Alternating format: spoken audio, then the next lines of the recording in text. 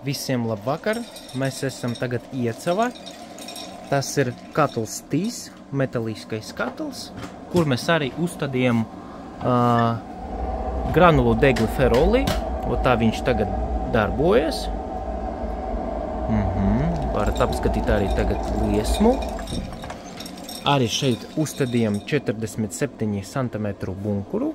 Metaliskais bunkurs, kura ietilps 9 maisiņi, jeb 135 kg. Ja?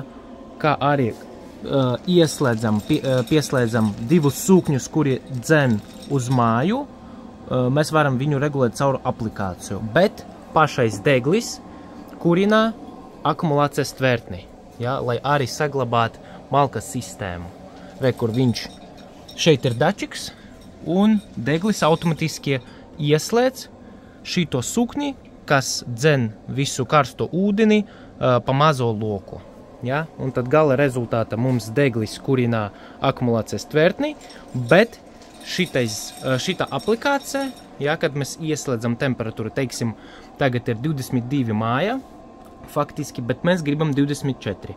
Tātad aplikācija dod signālu, ka vajag ieslēgt divus sūkņus un paņemt karsto ūdeni no akumulācijas tverte un transportēt tieši mūsu radiatoras un vai no siltas grīdas.